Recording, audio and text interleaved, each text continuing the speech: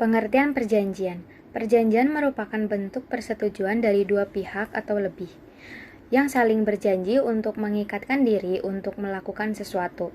Oleh karenanya, perjanjian ini sangat penting sehingga dalam pelaksanaannya hendaknya selalu dibuat dalam bentuk tertulis agar memiliki kekuatan hukum dan kepastian hukum.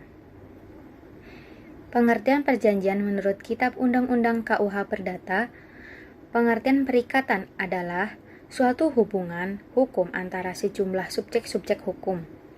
Sehubungan dengan itu, seorang atau beberapa orang daripadanya mengikatkan dirinya untuk melakukan atau tidak melakukan sesuatu terhadap pihak lain.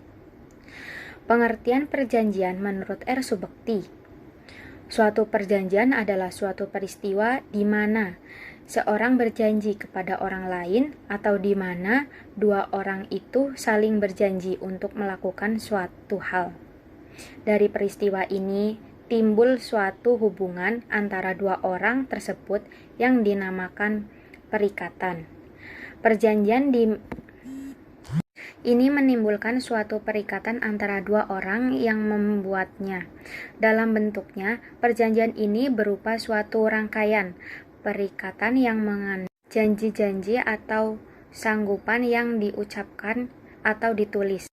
Rumusan perjanjian dalam pasal 1313 KUH Perdata tersebut di atas tampaknya kurang lengkap, sebab meningkatkan diri dalam perjanjian hanyalah salah satu pihak saja, sedangkan perjanjian itu adalah perbuatan saling mengingatkan diri antara dua pihak, sehingga akan timbul hak dan kewajiban antara keduanya.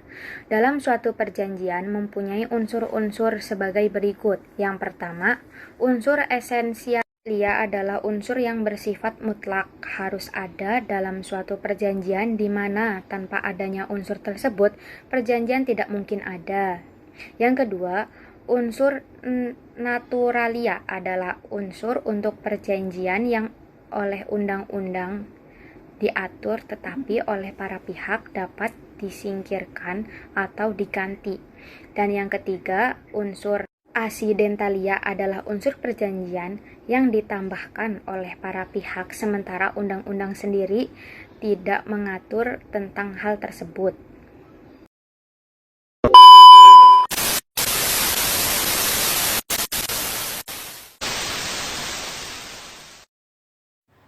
Selanjutnya yaitu ada syarat sah perjanjian, pasal 1320 KUH Perdata.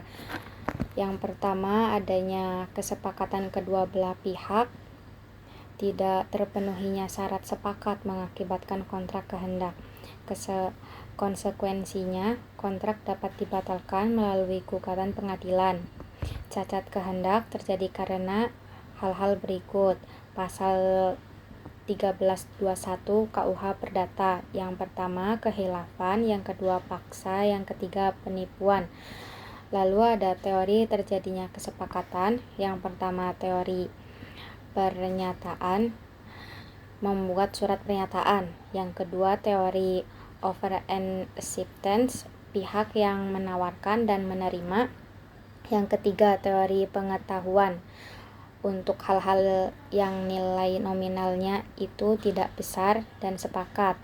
Yang keempat, teori kepercayaan, memberikan kuasa kepada pihak lain tetapi sudah saling percaya.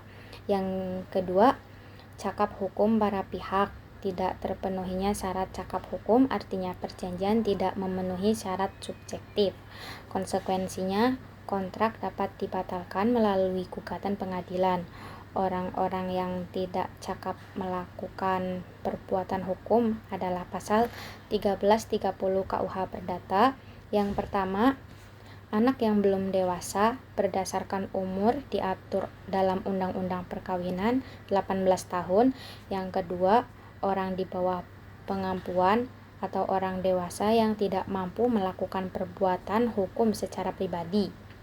Yang ketiga, orang dilarang oleh undang-undang untuk melakukan perbuatan hukum tertentu. Contohnya narapidana yang tidak boleh melakukan perbuatan hukum. Lalu yang ketiga ada objek perjanjian. Objek perjanjian merujuk pada objek hukum Perdata pasal 499 KUH Perdata.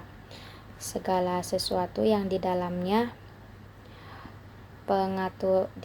pengaturan hukum dan dapat dimanfaatkan oleh subjek hukum berdasarkan hak atau kewajiban dimiliki terhadap objek hukum yang bersangkutan.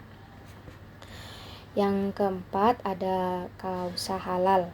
Kausa adalah sebab perjanjian atau isi perjanjian yang menggambarkan tujuan dari perjanjian tersebut. Kausa halal tidak bertentangan dengan undang-undang, ketertiban umum, dan kesusilaan.